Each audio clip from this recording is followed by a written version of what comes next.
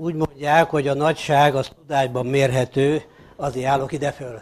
Ugye egyébként nem olyan nagy, magas ember vagyok, hogy ugye jól mindenki lát, de most ilyen sok embert látni. Hó, de jó lesz. Na kérem szépen, valóban olyan témáról lesz szó, ami olyan nagy horderejű, legalább, mint a Regenor volt, és van is természetesen, és a másik szerencsés dolog, hogy lehet kombinálni.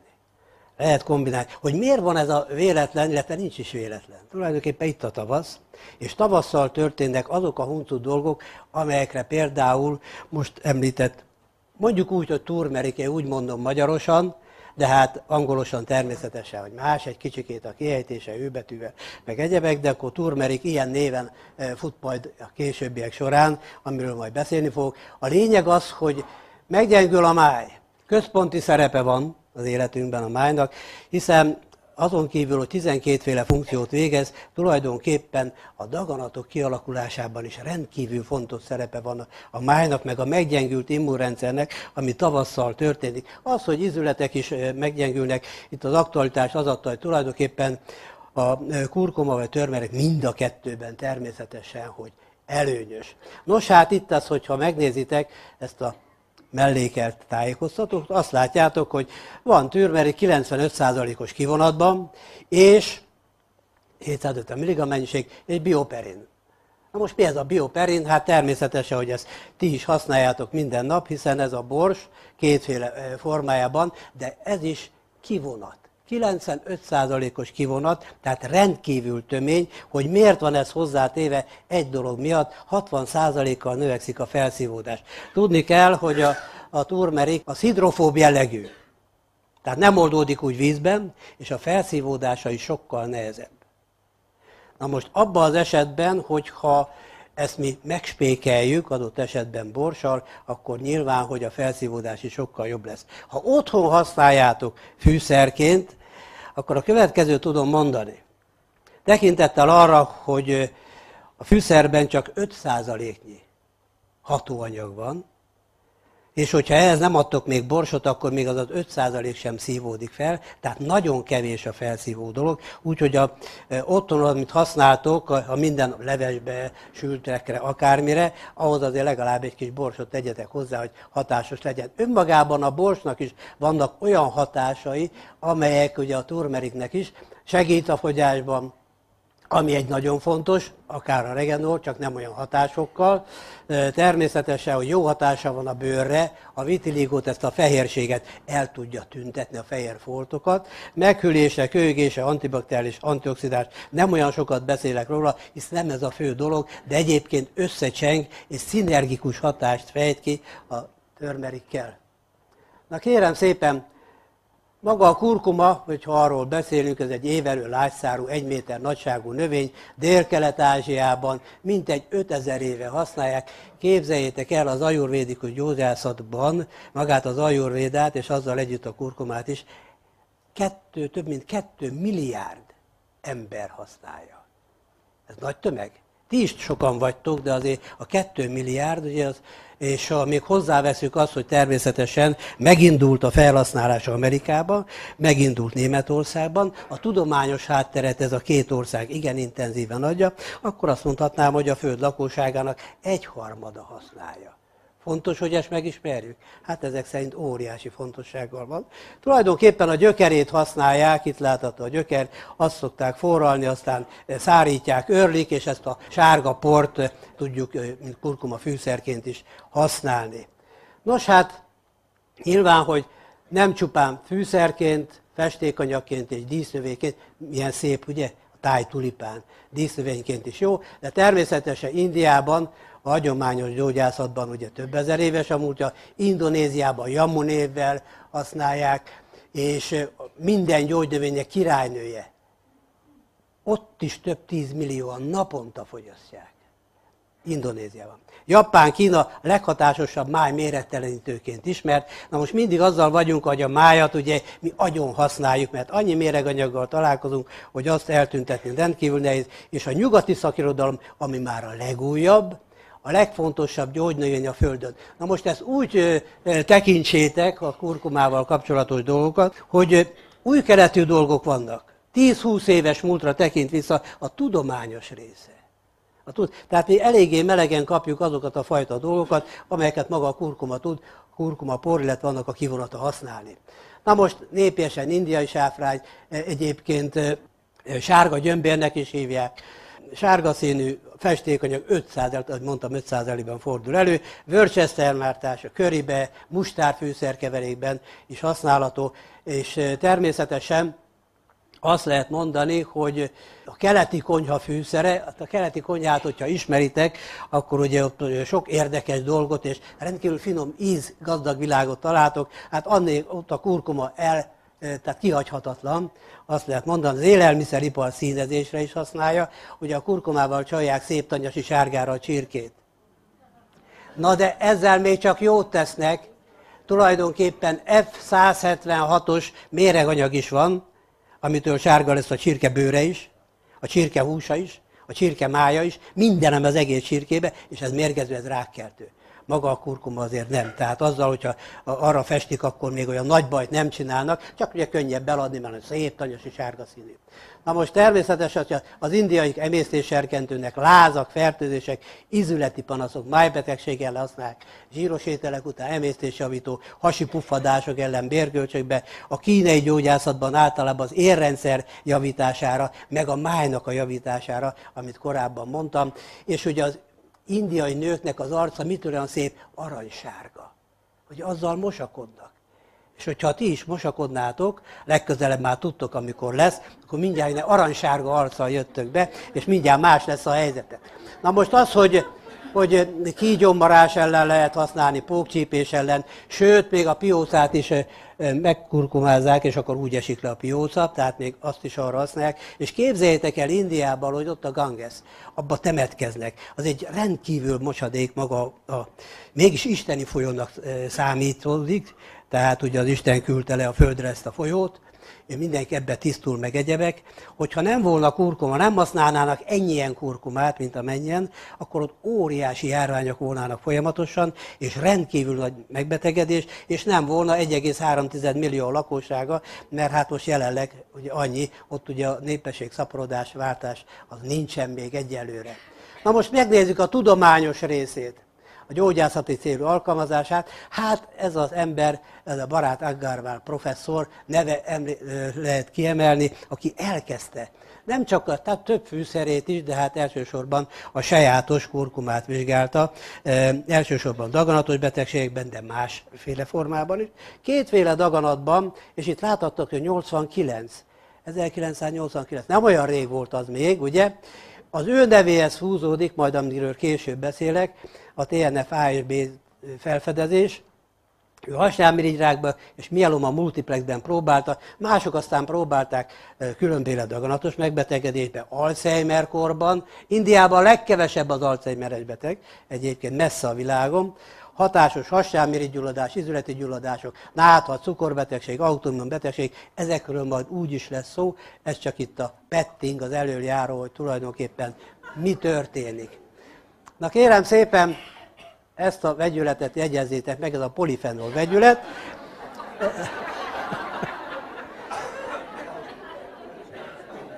Na, nem kell azért ennyit megjegyezni. A lényeg az, hogy a hatóanyagai, háromféle, a kurkumin, a demetoxikurkumin és a bis-demetoxikurkumin, ez a három egyszerű vegyület, azt majd úgy is látni fogjátok, hogy tulajdonképpen, mindjárt meg is mutatom, hogy is néz ki. Ez már sokkal szimpatikusabb, ugye? Ezt az előadás végén már mindjárt tudni fogjátok zsebből, hogy ez tulajdonképpen hogy néz ki, melyek a hatóanyagok. Tehát ez az az 5%, amiről beszélek, és ez az az 5%, amit fel kellett turbózni, ugye 95%-ra fel lett turbózva, tehát kivonták a hatóanyagot a kurkumából, és ez a 95%-os hatóanyag tartalom szerepel 750 mg-os mennyiségben. Ez jó azért, ha ennyit tudtok, mert ez a 750 mg, ez már csodákra képes önmagában. Tehát egyetlen egy kapszulával már mindenféle rákos megbetegedéseket meg is lehetne előzni. Na most tulajdonképpen a nagy vizsgálatok, a tudományos vizsgálatok, amikre majd visszatérünk, 1990-től kezdettek Agarwal professzoron kívül még. Na most elsősorban emlőrák, vastagbélrák, gyomorrák, bőrrák, mieloid leukémia, többféle rák, tüdőrák, prostatarák, számos egyéb vizsgálat, az történt még májbetegség iránti vizsgálata is, pikkelysemőre, antioxidáns hatás, szívérrendszer, zsírnyagcsere, sőt vesebetegségben is. Na most egy pillanatra egy kicsit a rákról fogunk beszélni. Hát ez egy rákos sejt, tulajdonképpen a rák világnapja, ami nem olyan rég volt, ott ugye Kásler professzor, a jellegi onkológiai professzor vezető tímje, ő a vezetője ennek a tímnek, a következőt mondta. Nagyon szomorú, hogy napjainkban egyre több fiatal, gyerekek rákos betegsége van. Nagyon kiemelendő a következő. 2 év alatt meghúszszorozódott a gyermekkori pajzsmirigy rák. 2 év, nem tudják az okát egyelőre. 2 év alatt, hihetetlen mértékben. Ez az egyik dolog. Aztán tulajdonképpen a másik, hogy jelenleg napjainkban, amik régebben 60 év fölött voltak a daganat, hátat fordítok a legszebbeknek itt erre, elnézést kívánok, de hát időnként az ábrát néznem kell. Tehát a lényeg, hogy 40 és 60 év közöttre törődik most már az idő, az aktív korszakra tevődik a rákos megbetegedések száma, és annak ellenére, hogy a terápia igen bővült, ott vagyunk, ahol a part szakad, egyre több sajnos a daganatos beteg így is, és csak bizonyos enyhe daganatos betegségeknél, mint a bőrdaganatnál vannak fantasztikusan jó eredmények. Na most ez a 4 piktogram a következőt jelképezi, egészséges életmód. Hát az a legnehezebb kivitelezni, mert ugye a cigaretta, a dohány, az alkohol, sok minden más van, nem azt teszünk, amit kell, a zöldségeket elfelejtjük, ezt nem is említem. Ez volna az egyik fő szempont. A másik a korai felismerés, minél korábban is felik a daganatot, annál szerencsésebb a helyzet, a megoldás tekintetben. Legkorszerűbb kezelés. Na most azt hiszük mi is, hogy mi a legkorszerűbbet kapjuk, hát az európai trendek, vagy az amerikai trendnek megfelelően történik a kezelés. Mondok egy kirívó példát. Emlőrák. Az első a nőknél. Ha magyar vagy, 5-ször gyöngébben kezelik, mint ha belga vagy. Nagy a különbség? 5-ször jobban gyógyulnak a belgák, mint a magyarok. Mi a különbség? Európai pár kilométer, ugye milyen sokat jelent? Na, minden esetre, és itt a végén azt mondja, hogy legjobb életminőség. A legjobb életminőség. Tudjátok, mikor kell a legjobb életminőség? A terminális fázisban. Abban a 2-3 hétben, mikor már magára adják a daganatos beteget, hogy úgyis meg fogsz halni, komám, már mostan elég, hogyha nem is látogatunk, majd legfeljebb jelzünk valamit, hogy jó van, örülök, hogy élsz, az kész. Akkor kell a legnagyobb segítség az utolsó 2-3 hétben, vagy akár 1 hónapban, mikor már lemondanak róla, akkor várja érdekes módon a daganatos beteg a legnagyobb segítséget. És visszatérve még a legkorszerűbb kezelés, hát nyilván, hogy a fejletlenebb országokban kevésbé van erre lehetőség, tehát ott sokkal rosszabb a betegeknek a státusza. Hát egy kicsikét faladjunk vissza az időben. Nézzük meg, hogy 1800, hát kb. 100 éves időszak elteltével mi történt. Nézzétek meg, a legnagyobb mértékben a daganatos megbetegedések növekedtek, a szívérrendszer is növekedett, de a daganatok természetesen növekedtek, és azóta ez a folyamat nem áll le. Nem áll le, ez egy óriási dolog. Na most természetesen fontos az, hogy a mai emberek gyengébb immunrendszere, hát körülbelül 200 éve ismerjük a szappant. Korábban gyönge fürdés, erős törülközés. Ez volt a jelszó. Egy évben egyszer vagy kétszer volt a nagy fürdés, aztán húja. Azért volt ugye a kalaptű is, hogy a tetveket zavarják el. Az intim részekről nem is beszélek, hogy ott milyen ájjel lehetett, na de akkor is csak szaporodtak az emberek. Az volt a buké. Minden esetre, tehát 200, azóta van fagyasztott étel, ugye? És az antibiotikumok 70 éves most már lassan, az antibiotikumok lassan befellegzik. Óriási mértékben használjuk az antibiotikumot, természetesen hiányoznak az 1,3-1,6 béta-glükánok a szervezetünkbe, ugye olyan modern lett a ma már az alma agyon van fényezve, be van vonva a viasszal. Mit teszel a viaszt, a műanyagot? Tehát le is kell hámozni, mert ugye nem lehet már az alma héjástól megenni.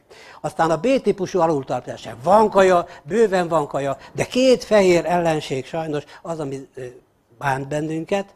2 éves korig tilos volna adni fehérlisztet, fehér cukrot a gyerekeknek. És a legnagyobb ellenség egyike, a legnagyobb rákkeltő a cukor. a cukor. Tehát úgy vigyázzatok ezzel. De és akkor természetesen, hogy kevés a vitamin, B-vitamin, ez ki is viszi, vitatott RDA értékek, ugye a D-vitaminnal a vizsgálat során kiderült, rákellenes anyag egyébként, hogy a lakosság, a magyar lakosság közel 92% a D-vitamin hiányos. 92%. Na mostan a többi az, hogy a fertőzés könnyen terjed légi közlekedése 24 óra alatt a világ bármelyik tájára eljut, és tulajdonképpen a háttérben nyilván a szabadgyökök vannak, amelyekről már sokat hallottatok, nem is akarok olyan részletesen beszélni, természetesen, hogy egy kiemelendő van, elektroszmog. Mindenütt elektromos kütyűvel vagyunk tele, 20 év alatt 340-szeresére nőtt az elektroszmog. Képzeljétek el, még a falban lévő vezeték is káros. Ott úgy fekszel, hogy pont ott van az ágyad is. Aztán természetesen a szabadgyökökre szükség is van, azért tudtok ilyen szépen szaporodni. Annélkül nem megy a szaporodás, tehát kell a szabadgyök erre. És tulajdonképpen itt sok minden föl van sorolva, ismerős ez az ábra, nem is akarok belemenni ezt az egészet, tehát a rádiaaktív sugárzás. Egyre több a CT, az MR vizsgálat, ugye mindenki azt kér, hogy történjék ilyen vizsgálat, rengeteg a röntgensugárzás, méreganyag, dohányzás, stb. Ezt az egészet egybe vegyük egy stressznek, ezt vegyük az egész szabadgyök, ez egy átfogóan egy stressz. Nem csak az anyós, meghal és akkor nem magy rá semmit, annál nagyobb stressz nem nagyon szokott érni, ugye az ember. Az is egy nagyon stressz, de hát természetesen sok minden más van még. A lényeg az, hogy természetesen ez létrehozza, kialakítja a megfelelő betegségeket, amelyekkel nyilván, hogy találkozunk, ezeket nem is részletezem, hanem a következőt. A szabadgyökök károsító hatása. Nyilván a sejten kívüli téren, és a sejten belül is. A sejten belül is. Most kérem szépen, a C-vitamin, E-vitamin miért van? Az a sejtmembrán felszínén van, azok a védőbástyák, azt feláldozzák magukat. Egy szál cigaretta elszívásával 10 milliárd szabadgyök keletkezik, 10 milliárd. Ez a szabadgyököt valahogy el kell pusztítani. Mennyi C-vitamin kell ahhoz? Sokszorosa. Nem 150 mg, 1500 mg is sokszor kevés, aki rendszeresen dohányos környezetben van. Most mindegy, hogy ő szív, egyik fizet érte, másik csak passzív veszi, nincs jelentősége. A lényeg az viszont, hogy utána például a karotinok, amit eszünk, azok itt vannak a sejtmembránon belül, antioxidánsok. Ezek az antioxidánsok, amelyek ugye védő szerepet töltenek be, hogyha óriási mennyiségű, úgymond a szabadgyök áramlás, nem tudnak mit csinálni. Átmegy. És mint kés a vajon úgy megy át gyakorlatilag a szabadgyök, és akkor a sejtorganellumokat károsítja, főleg a mitokondriumokat az energiát adja, és bemegy ugye a kromoszóma állományba, és a génállományt is tönkreteszi, és a rákos sejtek kialakulnak. Tulajdonképpen a daganatképződésnek az alapja nyilván a stressz, amiről beszéltünk, a szabadgyökök. Keletkezik egy NF-kappa-béta, Rásd Aggarwal professzor, ő nevezte el egyébként ennek, aztán ebből a gyulladás és végül a daganatoknak a kialakulása. Hát kérem szépen, annyit tudni kell, hogy a gyulladással a betegségek 92%-át le tudjuk fedni. 92%-át. Tehát a rák, a szívérrendszeri betegség, agygyulladás, az érelmesedés is, az Alzheimer-kor, a 2-es típusú cukorbetegség, sőt az 1-es is, ami később alakul, izületi gyulladás, autoimmunbetegség, neurológiai kórképek. Tehát van itt azért bőven, ami úgymond létrehozza a dolgot. Ez az NF-kappa-béta egy fehérje természetű anyag, ami a sejt felszínen keletkezik, és megindít egy kaszkádot. Megindít egy olyan fajta folyamatot, amiben egy igen nagy mennyiségű fehérjék keletkeznek, amelyek gyulladásos faktorok, és indítják és alakítják ki a különböző betegségeket. A mai modern daganatterápia lényege ez az NF-kappa-béta csökkentése. A kurkumin, és most már itt vagyunk helyben, gátolja ezt az NF-kappa-béta aszkítást, COX-2, STAT3, IL-8 expressziót, tehát gyakorlatilag azokat a faktorokat, amelyek a gyulladást tudják létrehozni, ezáltal a daganatnak a keletkezését. Na ezt, aki elolvassa, az művész, aki onnan főleg a hátsó sorból, ugye, ez csak elrettentő példaként van fölvetítve, ez az NF-kappa-béta, az látszik, ez van középet, és csinálja ezt a csomófehérjét, amiről éppen beszéltünk, tehát ezt nem kell természetesen tudnotok. De ezt viszont igen. Ha most itt megkérdeznénk itten, hogy vagy, hogy érzed magad jól? Na, jól érzed magad. Most az ember jól érzi magát, akkor mit mondja? Hát én nem vagyok beteg, nincs semmi bajom. Na most Azért tettem ide ezt az ábrát, hogy ha nincs tünet, az nem egyenlő az egészséggel, sőt, ha nincs tünet, csak azt jelenti, hogy tünetmentes vagy. Magyarán szólva, nincs egészséges ember, csak rosszul kivizsgált beteg. Ugye? Tehát mindenkinek van valami kis vaj a fején, ugye, hogyha úgy vesszük. Na most, ez a rák esetében nagyon észszerű dolog. Tudni, az a baj, hogyha 100%-nak vesszük a rákot, 75%-ot nem látunk. Hát adott esetben például egy emlőrák 8 évig tünetmentes, egy tüdőrák 7-10 évig tünetmentes, vastagbélrák 15-20 évig, a poliból 5-10 év alatt alakul ki rák. Tehát ha ezt vesszük figyelembe, nem sokat látunk rákból, az a 25%-et látunk, akkor akarunk mindent megoldani, és sokszor olyankor már nehéz. Van a daganatsejtnek egy különféle tulajdonsága, ami csak 1-2 mm nagyságú, tehát ilyen kicsi, addig nem történik semmi, addig a szervezet még próbálná leküzdeni, aztán persze a daganatnak van egy olyan fajta tulajdonsága, hogy saját maga eret tud képezni. Saját érrellátását a daganat saját maga csinálja, tehát nem az értágítók, meg egyebek nem befolyásolják, ők saját maguk tudnak kialakítani érrendszert, és tulajdonképpen a dolog lényege, hogy a kurkumin gátolja az angiogenezist, tehát ezt az érképződést. Gátolja ezt az érképződést, ez az egyik nagy tulajdonsága. A rákos sejtek növekedését is gátolja ezáltal, és a sejtburjánzást és a szóródást is. Blokkolja az ösztrogén és az ösztrogénhez hasonló vegyi anyagok képződését. Az ösztrogénnek mi a szerepe? Miért nem lehet 50 év fölött adni ösztrogént klímax kivédésére? Mert sajnos daganatot okoz. Az emlődaganatok egy része is ösztrogén függő. Tehát ezek a hormonokkal csinyán kell bánni, tudni kell, melyik hormon mikor adja be a kefét. 25 éves kor után a növekedési faktorra mi történik? Megáll. És a növekedési faktor adja például az életet. DHA, éppen említette Gyuri barátom, tehát ugye ott annak óriási szerepe van. Na kérem szépen, elősegíti a sejt degenerálódás első szakaszában, tehát az apoptózis, amikor már a sejt megöregszik, tehát, és elkezd úgy deformálódni. Ha ebben nem segítünk bele, tehát hogy elpusztuljon az a sejt, ezt csinálja mondjuk a szelén, az öltej, a D3 vitamin, az A-vitamin is, és ezt csinálja a kurkumin is. Segít abban, hogy ami rossz pusztuljon el, ne fajuljon rákos sejté. Ez a dolognak a lényege. Leköti a vérben található vasat és rezet, már pedig ez segíti arra, hogy új érképződés tudjon kialakulni. Aztán természetesen, hogy a T-limfociták érését is gátolja, az úgynevezett killer sejt, daganat ölő sejt aktivitás is, hogy így mondjam, a daganatban ez gátolva, és akkor gyakorlatilag a kurkumin ezt a killer sejt aktivitást tudja fokozni. Amikor valaki kemoterápiát kap, a killer sejt aktivitás a normális 100%-ra lemegy 10%-ra. Elpusztulnak ezek a sejtek. Hát a nagy szőnyegbombázás. Van még egy érdekes tulajdonsága a daganatoknak, a májáttét, a metasztázis. Hát itten azt láthattuk, mint egy hasnyálmirigyrák, és akkor ugyanilyen hasnyálmirigy daganat keletkezik a májban. Aztán szaporodik. Aztán itt látható egy vastagbélrák, májáttétben a májba keletkezik. Nem kötelező csak a májba, hát a csontokba keletkezhet, tüdőbe, például a vastagbélrák nagyon gyakran tüdőbe keletkezik. És itt látható ezek az áttétek, amikor tulajdonképpen már csak daganat áttétek vannak, lassan-lassan kiszorítják az ép máját, és az illető meghal sárgaságba, májkómába, tehát a daganat, hogy így mondjam, így nyírja ki. Na és akkor a lényeg, hogy meg lehet előzni a daganatot radikális életmód változtatással. Dohányzásról le lehet szokni? Akkor akarják leszoktatni, mikor már valaki rákos, vagy le akarják a lábát vágni. Ha olyankor szokjuk, akkor szegény annyit izgul, hogy így is, hogy levágják a lábát, hogy az nagyon nehezen megy.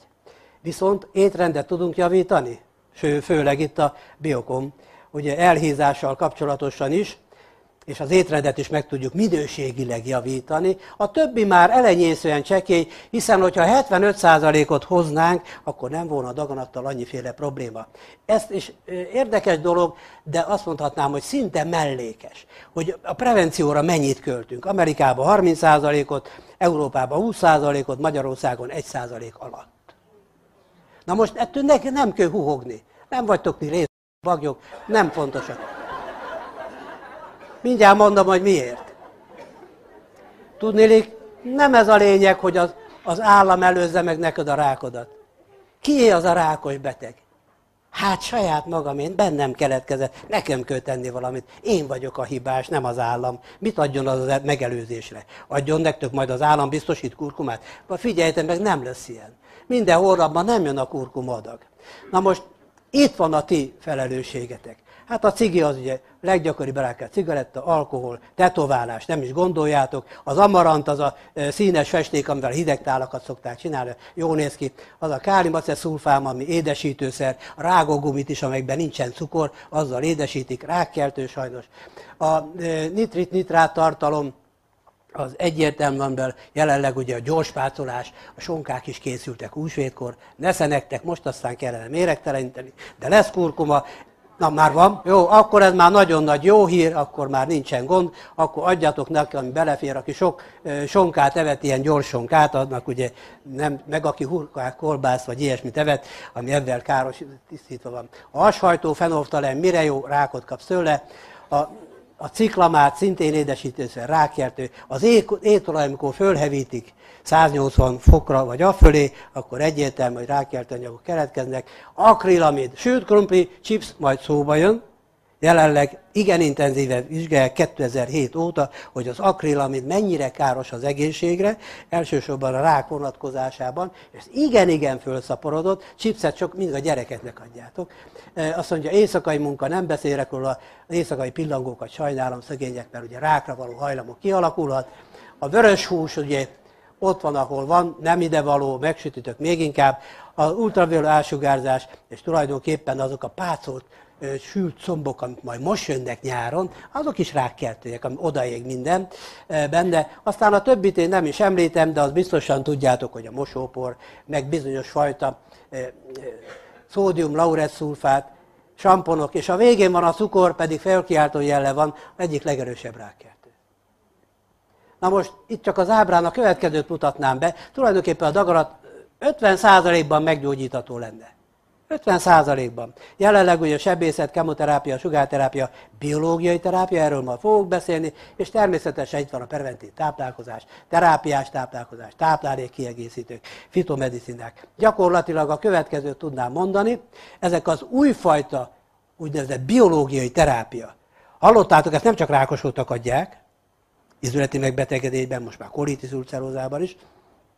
Ezeknek a lényege az volna, most a daganatok vonatkozásában, hogy a daganat sejt felületén vannak, hát ugye sok receptor van, ilyen kis kitülemkedési tüskék, és az, ami a daganat növekedéséhez szolgálna, az ellen próbálnak kifejleszteni ilyen monoklonális antitesteket.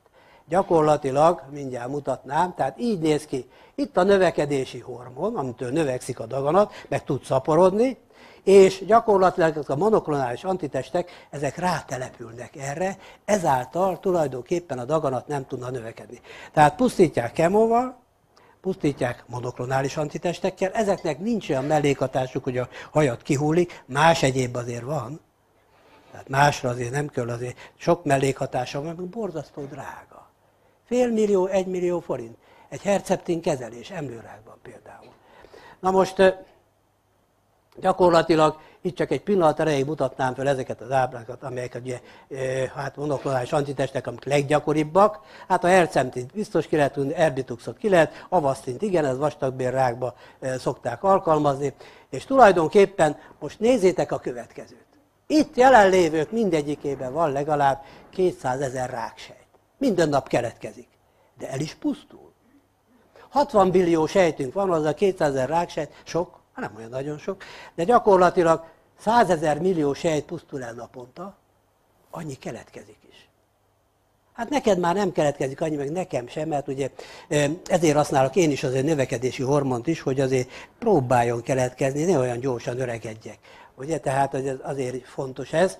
Na most tulajdonképpen a rák egy több lépcsős folyamat, és az, amit említettem a növekedési hormonon kívül, van vagy 500 féle receptor. Ezért nincs megoldva gyakorlatilag a rákterápia, és hogyha azt veszük figyelembe, hogy egy célpontú nyilván most a jelenlegi rákterápia, de emellett a kurkuminról bizonyították, hogy sok hagyományos kemoterápiát szerel, és ezzel a monoklonális antitestekkel is szinergikus hatást fejt ki.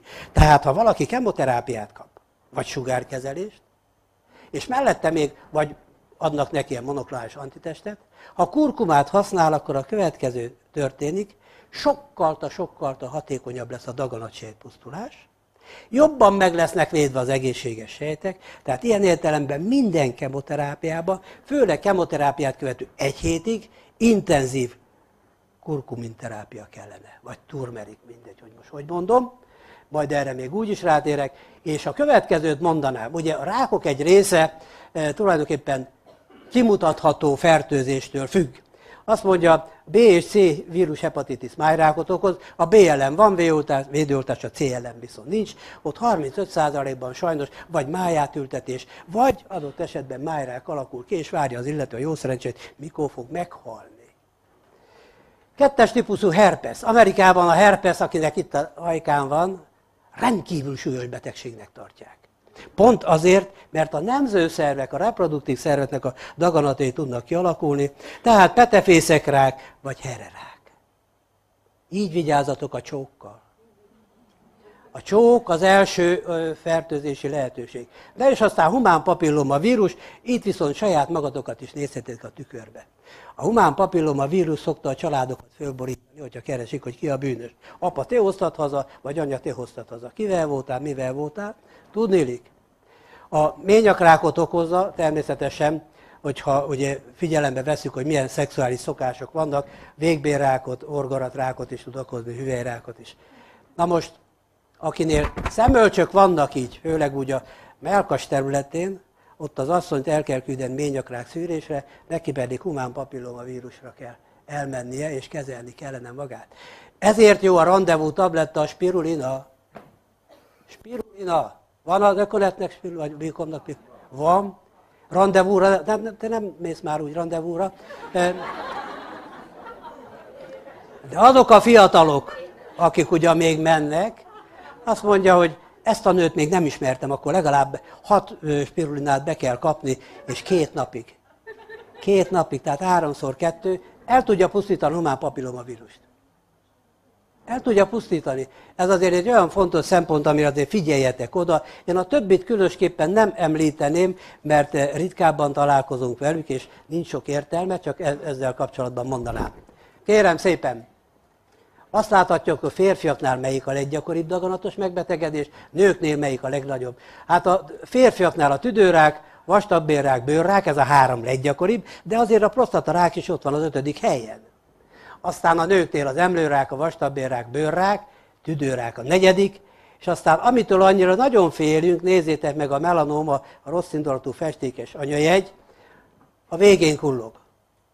Hát persze vannak még többféle rákok, és ilyenkor mindig az ember csodálkozik, hogy hát Afrikában, ahol olyan sokat süt a nap, miért nincs melanóma?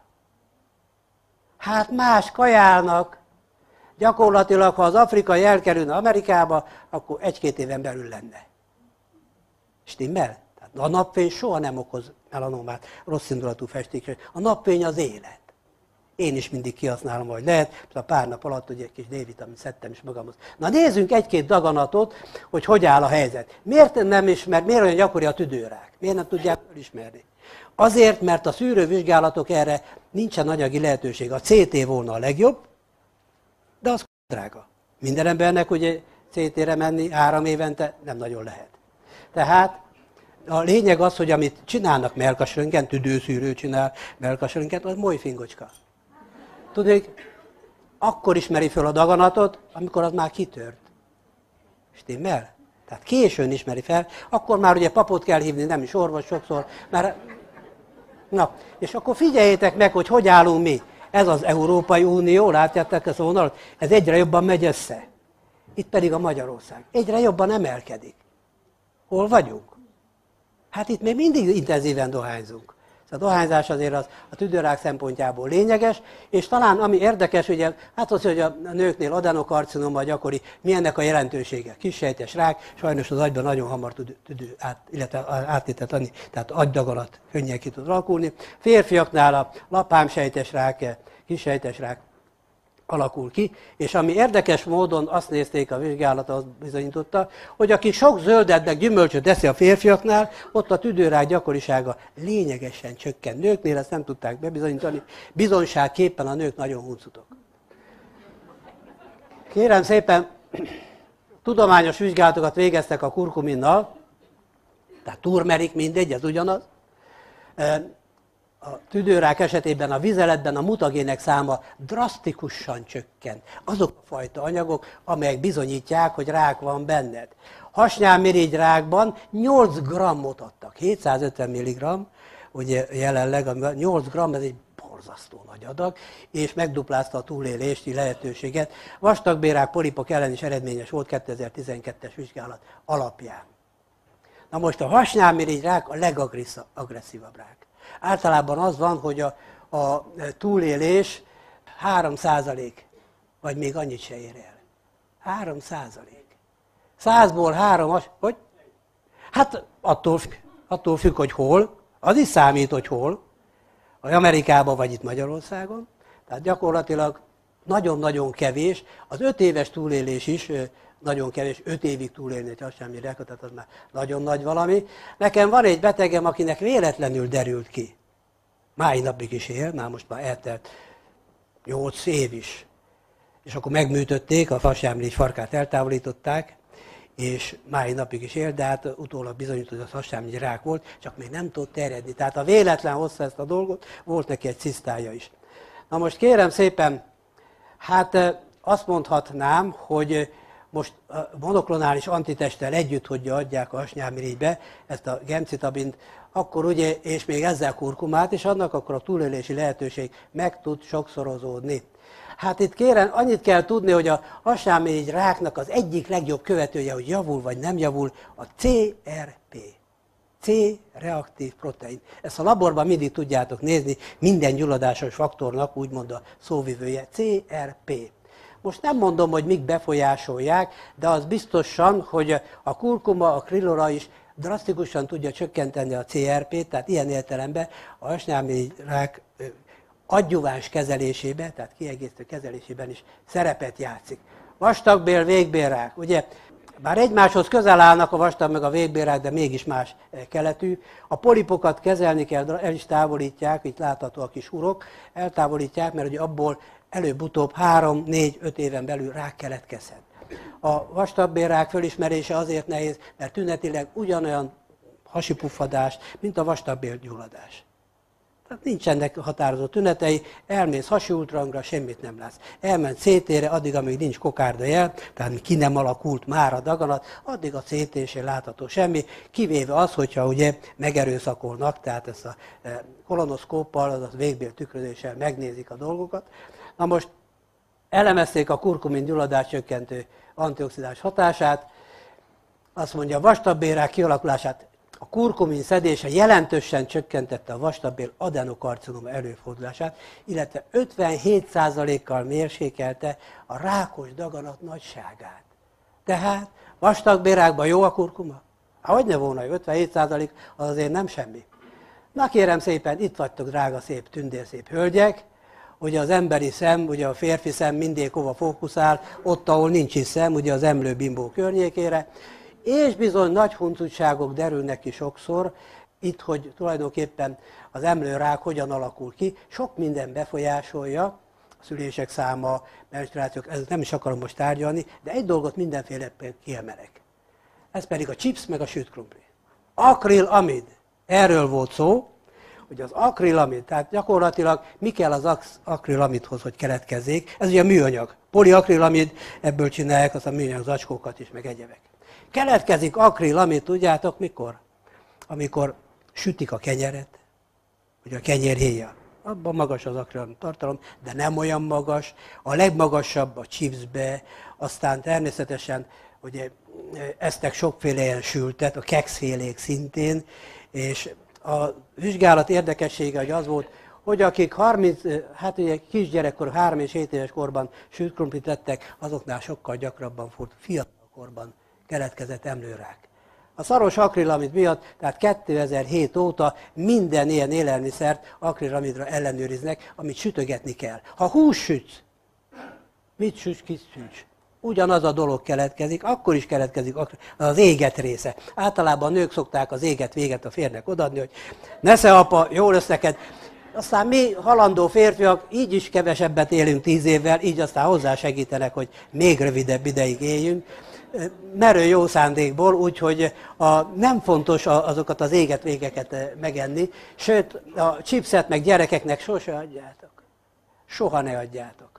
Akkor már jobb, ha szar csipeget, mert a szar ehető, csak nem tápláló.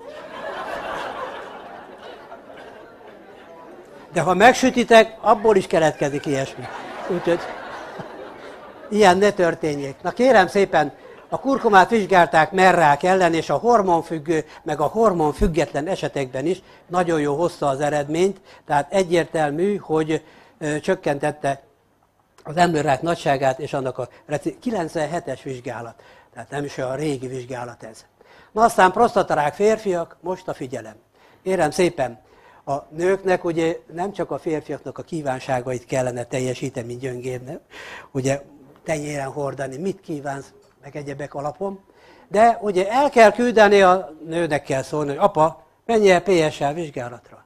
Jelenleg a PSA érték, ez a prostata specifikus antigén, amivel a prostatarákot lehet szűrni, nem kell ugye turkászni hátulról ugye a urológusnak, csak egy sima vérvétellel kiderül. Jelenleg ugye 2,6-os az a kritikus érték, amely fölött van, akkor utána kell nézni, és mivel a kurkuma nagyon jól csökkenti a krillolaj is, a kurkuma is, nem csak a dióolaj, hanem a kurkumin krillolaj sokkal jobban csökkent a PSA-t. Nekem volt olyan betegem, akinek elmúlt a prostatarákja 3 hónap alatt. Aztán azóta is szövettan néztek, minden néztek, és akármit néztek, akkor is elmúlt. Hát ideges volt az urológus, hogy elmúlt. Hát neki is meg kell valamiből élni, ugye? Ő abból él, hogyha beteget talál. Na kérem szépen, a prostata 2012-es vizsgálat, ez ugye eléggé friss, prostatarák ellen mind a két fajta genetikusan örökölt receptort tudta gátolni, és a PSA-t is csökkentette a kurkumin. Hát aztán a májrákot csak azért említem, mert tulajdonképpen a kurkuminnak a májra való hatása rendkívül jó. Nagyon jó, hasznosítható. A májrákot szinte meg is lehetne előzni. Hát itt több minden van, de tudjátok, az van, hogyha a májrákban priméren keletkezik daganat, akkor azt máját ültetéssel lehet még esetleg valahogy megoldani, de ott a kurkumint, tehát a turmeriket ész nélkül kell adni, hogy ne legyen semmi ilyen jellegű probléma. Na most még a tudományos vizsgálatokat említeném, a kurkumin 1 és a kurkumin 3, gyomorrák, bőrrák ellenes hatását vizsgálták, aztán megnézték in vitro is mieloid leukémiában, és egyaránt csökkentette a daganatoknak a kialakulását. Aztán van még egy érdekesség, ezt azért nektek elmondom, fontos, hogy kétféle agyrák van, hogy így mondjam, tehát rossz indulatú agydaganat, ez a glioblastoma multiforme, meg az asztrocitoma. Az egyik a nevében is benne, hogy csillag alakú, a másik a glioblastoma multiforme pedig sok ága van, tehát azért nem lehet úgy kivenni, kikanalazni azt a daganatot. Egyébként többnyire a műtét tudjátok, hogy történik? Vákuummal kiszívják. Mert ott lágy az agy, ott a daganat van, csak ugye a sarkokból nem tudják kiszívni, és az újabb daganat lehetősége.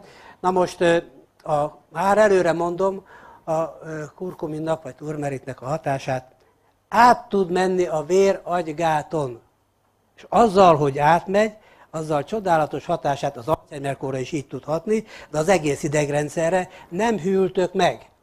25 éves kor után, a nők ugye nincsenek itt 25 évet, még nem töltötték be, vagy esetleg aki betöltött az 1-2 nappal, naponta minimum 60 000 agysejtünk pusztul el.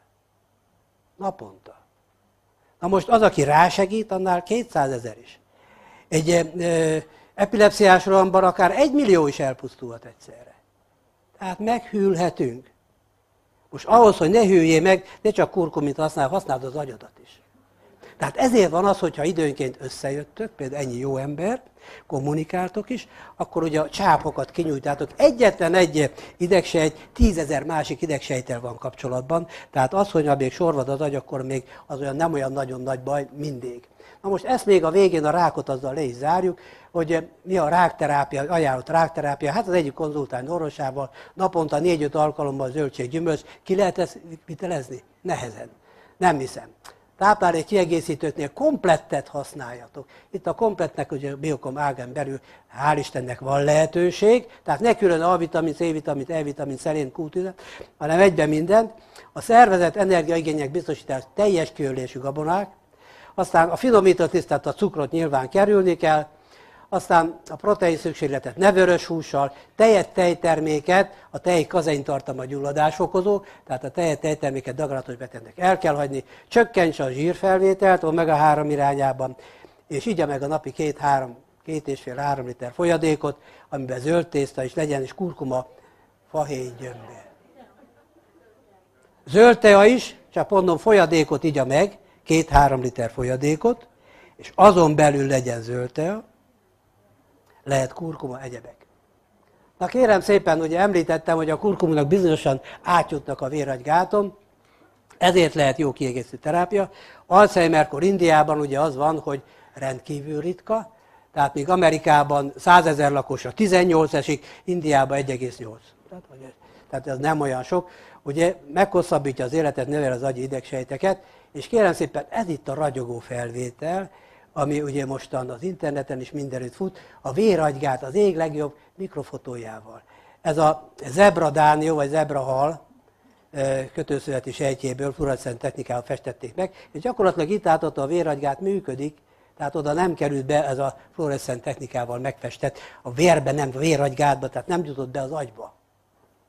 Alzheimer-kor, ugye régen ismerős, ugye? A fiataloknak is lehet, azok nem nagyon. Te ismered régen, hogy láttad? Most nézd meg a képét. Na, kérem szépen, ő is Alzheimer-korban szenvedett, és ugye a terminális fázis megérte, az agynak 25%-a pusztul el. 25%-a. Ugye itt látható a fokozatos pusztulás, nem is akarok erre különösebben kitérni, hanem inkább az, hogy amiloid szaporodik fel, tehát béta-amiloid szaporodik fel, és ez indítja el a pusztítást, és akkor különféle fokozatai vannak ennek az elbutulásos megbetegedésnek. Amerikában járványszerűen terjed, Magyarországon is megindult az úgynevezett Alzheimer típusú megbetegedés, tehát nagyon sokan szenvednek úgymond ebbe. Részben az alumíniumnak, ugye kiirtották az alumíniumot most már tőlünk, egyértelműleg, mert az alumínium is alumínium edények. 70-es években emlékszetek, az alumínium villa minden istennyire, az is elősegít ennek a kialakulását. Na nézzük tovább, vastagbélgyulladások, colitis ulcerosa, Crohn-betegség és irritábilis bélszindróma. Na most a lényeg az, hogy a vastagbélgyulladásokban is igen jó volt a kurkumin, tehát a turmerik, 500 mg, a milyen 750-es. 500 mg kurkumin végleges gyógyulás hozott. 500. Tehát még nem is egy irritábilis bélszindrómában 60%-os javulás. Ha pedig ebből valaki kétszer egyet szedne, akkor mi volna? Hát meggyógyulna akkor is nyilván. CRP csökkenés izületi gyulladásban, peptikus fekély kezelése. Na kérem szépen, megvizsgálták azt is, hogy vesében milyen jó működik, és kiderült, hogy vese elégtelenségben nagyon jó használható. Vese elégtelenségben viszont egy dolgot tudjatok, a minimális, tehát a 2x1 kurkumin kell, turmerik. 2x1. Azért, mert beszűkült a vesefunkció, a beszűkült vesefunkcióval azon kívül, hogy nem tudja a méreganyagot kiválasztani, van egy előnye, mindenből kevesebb kell. Szürkehályog ellen. Szürkehályog ellen is kifejezetten jó a kurkumin, ezt most a részleteket nem is említem, GST képződésnek a következtében alakul ki. Átmegy a vér retinagáton is. Ez is egy nagyon fontos dolog. Átmegy a vér retinagáton, akkor tulajdonképpen a makulopátia, a degenerációs elváltozás, amit nem tudnak egyébként segíteni orvosilag, abban is tud segíteni. Érrendszerben való hatását 92. októberében bizonyították, csökkenti a káros koleszterint, a jó koleszterin szintet emeli, és a triglicerid szintet is csökkenti. Cukorbetegségben kétféle vizsgálat is van. Cukorbetegségben nézték a vizeletben előforduló ásványanyagok körülését, és nagyon szerencsésen alakult. Aztán az a mostani, ez tulajdonképpen nemrégiben, tehát a 13-as évjáratban közölt a Diabetes Care szaklapban, ott viszont azt nézték meg, hogy 240 prédiabéteses, tehát diabéteszre hajlamos egyénnél, hogy egyiknek kurkumát adtak, a másiknak ugye placebót, kurkumint, tehát turmeriket, és ugye aki nem kapott, annál 19-ben fejlődött ki, 2-es típusú cukorbetegség, míg a másikban azoknál nem alakult ki, tehát a diabéteszben is kedvező hatású. Aztán ismeritek ezt a reumatoid artritises megbetegedést, ezekben is jó hatású, de az összes izületi gyulladásban tudnék, azt kell tudni, mert ugye Magyarországon az gyakori, hogy a kurkumin egyenlő izület. Ugye? Ez az, amit a tévében is szajkodnak, meg egyebek. Na most tulajdonképpen manapság a protézis könnyen ajánlják, de a protézissel, sajnos nagyon gyakran egy térprotézissel, akár 1 évig is szenved az illető, és a dolog lényege, hogy magában a porcot, meg a szalagokat semmilyen vér nem látja el. Nem látja el. Tehát gyakorlatilag izületi folyadékból táplálkozik. Na most a kurkumin, ha véráramban ugye nagyon jó diszpergál, tehát bejut, ha bejut az izületi folyadékgyűlömbe, akkor kollagént is tud termelni, és a kollagén termelés pedig döntő. A kocsonya, ismerős? Kevés kocsonyát eszünk. A kocsonya ugye az egy komplett dolog, a bőrráncok ellen is jó, meg az összes izületre való. Minden tavasszal 2 hónapos kúra kellene. Kurkuminnal megfejelve, és a kurkumin az elfújná az izületi bajokat. Ott, ahol térdizületi bizbasz van, tehát már protézis kellene, ott azért próbáljátok meg azt javasolni, hogy protézis előtt csináljon 1 hónapig egy jó kurkumin kúrát, tehát 2x2-vel, 2x3-mal, azt majd rájön arra, hogy mi lesz. Még azt is lehet, hogy szétszedi a kapszulát, ezeket a részleteket nem is akarok ebbe nagyon belemenni, és csinál egy dunszkötés kurkumánval. És akkor az üzleti gyulladás is teljesen tudja megszüntetni. Na kérem szépen, itt a GSH a legfontosabb. Tulajdonképpen ez a glutátion a sejten belül a legerősebb antioxidáns. Tehát minden emberben a glutátion szinten lehet kifejezni az antioxidáns mértékét. Ez egy önvédelmi reakció, a sejten belül kell legjobban védeni a szervezetet, és képzeljétek el, hogy a turmerik növeli a májban és egyéb szövetekben a glutátion, tehát a GSH szintet. Na most ez a legerősebb antioxidáns. Ebből csinálnak injekciót is, nem a kurkumból, hanem elő tudják állítani ezt az aminosav komplexet, és Tacionil néven, vagy TAT 600 mg-os injekció néven van forgalomba, és Európa minden országába, ahol kemoterápiával kezelnek, minden beteg megkapja, kivéve Magyarországon. Most Magyarországon, hogy oda is írtam, hogy államilag nem támogatják a gyógyulást, mert tulajdonképpen ez a Tacionil injekció, azért az 5 ampulla az 22 000 forint, és hogyha 5 dobozzal kellene, tehát egy ilyen adott esetben egy kemoterápiás kezelés alatt, az azért 110 000 forint.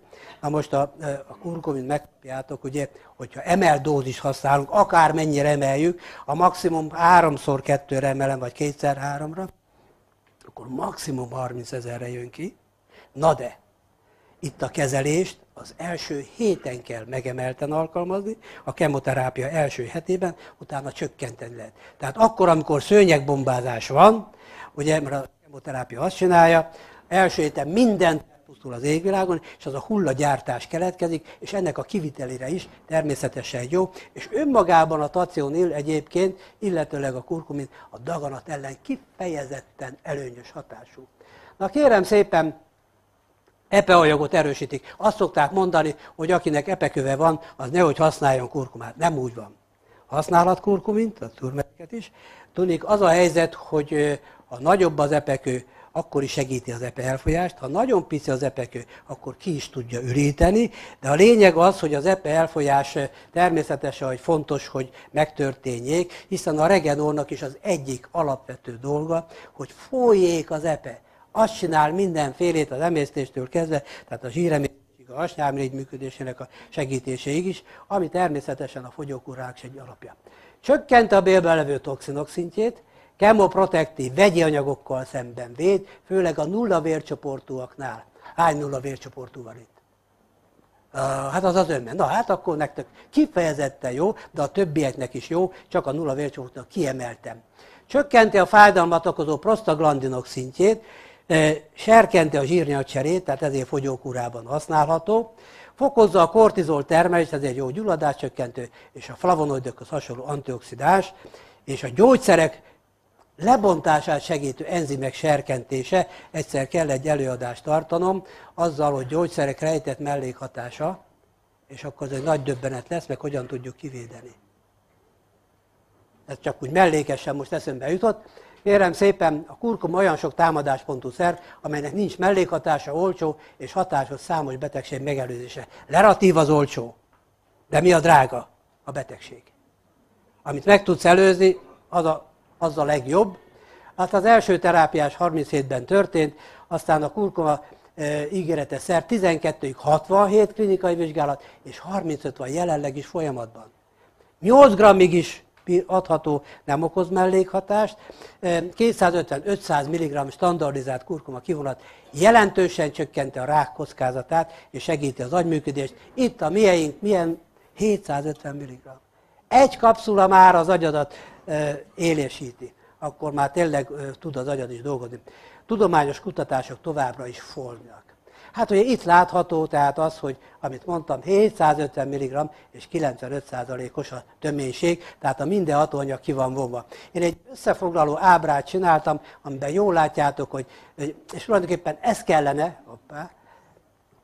kellene nektek megjegyezni, ezt az egy képet, ha ezt akár lefotózzátok, mert ezen minden rajta van. Tehát a zsírnyagcserére milyen kedvező hatású, a CRP csökkent az összegyulladásos faktorra vonatkozó, baktériumgomba vírusellenes hatású, javítja a prostata működést, ízületi megbetegedésekben kifejezetten jó, cukorbetegségre használható, kolitisben, tehát mindenféle kolitisban, stabil gyulladásra jó, javítja a veselégtelenség beteget, a májnak a legjobb protektora, tehát a javítója, a GSH szintet emeli, ezért nem csak a májat tudja regenerálni jól, hanem tulajdonképpen az összes sejtünket. A daganatos megbetegedések kezelésében, aktív kezelésében szükséges. A rákprevenció, azt majd mindjárt elmondom még külön, a gyógyszerek mellékhatását csökkenti, pszoriázisban jó, szürkályokban jó, agynak a működését javítja, fogysz tőle, szíved is javítja. Jó összefoglaló volt ez, ugye? Na kérem szépen, különösebben még a daganatprevenció, apoptózis, tehát a sejt pusztulás fokozása, amikor már megöregszik a sejt, ez a lényeg, a kinézisek, tehát a szaporodás, a rákos sejtek gátlása, angiogenezis gátlása, amit mutattam, hogy érbe daganat érnek tudjon keletkezni, ösztrogén szintcsökkentés, erről szó volt, kemoi sugárterápia, toxinoknak, a méreganyagoknak az eliminálása, kemó sugárterápia hatásoknak a javítása, szinergizmus a monoklonális antatestikkel, és a GSH szint növekedés. No kérem szépen, hogy hozható ezzel a regenorral? Hasonló hatásmechanizmus, és ha valaki regenorozik, és hozzá még kurkumin turmeriket is szed, akkor a hatásfoka még jobb lesz egy lapáttal, mert közben azért tudni kell, hogy egészséges kövérember olyan nincs. Ugye? Tehát valamivel még spékelni kell, adnunk kell neki valamit, hát tulajdonképpen azt mondhatnám, hogy a regenor mellett a kurkuma volna az a háj, amivel meg kell kenni adott esetben, hogy azért közben ne csak fogjon az illető, azzal is már gyógyul, de természetesen egyéb megbetegedése, akár a cukorbetegség, akár az ízületbetegség is tudjon javulni, tehát gyakorlatilag azt tudom mondani, hogy mellé nagyon jó additív. Na most mennyit használjunk, ez még a fő kérdés. Általában a kétszer egy felnőtt embernek teljesen elegendő, hogyha gyereknek akarjuk, akkor napi egy kapszula is elegendő, és nem lesz tőle semmi baja, mert ugye 8 g fölött se okozott az égvilágon semmit, tehát lehet beteges gyerektől kezdve sok mindennek adni, sok mindenkinek, és képzeljétek el, hogy most ez a fajta turmerik, vagy turmerik, mindegy, hogy mondom, azért lesz fölkapva, mert egyedülálló jelenleg a piacon. Nagyon sokan csak a kapszulát, a sárga port teszik bele abba a kapszulába, tehát gyakorlatilag azt az 5%-ot tartalmazza kurkuma gyanánt, kurkuma kapszula, és az nyilván, hogy molyfingoska semmit nem segít. Tehát ne várjatok tőle nagy dolgot, de ettől a töménytől egyértelműleg. Na most én odaírtam, hogy adott esetben, tehát krillolajjal is lehet természetesen kombinálni, főleg daganatos betegeknél természetesen, ízületekre szintén 3 hónapig megemelt adagban, és akkor elképzelhető, hogy a protein is elkerülhető, de ez minden tavasszal kellene az ízületekre, aztán fenntartó adagban is használni. Daganatos betegségben 2-3x2 kapszula, ahogy mondtam, főleg a kemol, és nagy adag C-vitamin. A kettő együtt érdekes módon, amit vizsgáltak, hogy a kurkumin, turmerik C-vitaminnal igen intenzív daganatellenes terápiás hatást fejt ki. Kemó sugártérkezelés alatt ezt már említettük, szezonálisan minden tavasszal, Gyuri barátom mondta, hogy sok az allergiás, be is mondták a rádióban, hogy már megindultak a virágzások, és azzal együtt az allergiás megbetegedések száma óriási mértékben.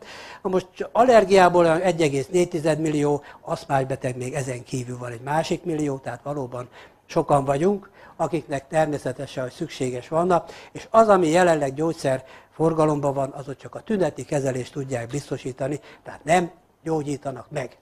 Na most, ami miatt nem ajánlatos, terhességben vetélést okozhat, tehát terhesne használjon kurkumint, de ahogy megszült, utána viszont azért kell, mert a mély összehúzódást fokozza. Tehát hamarabb elérje az eredeti állapotát. Véralvadás gátlókkal együtt ne.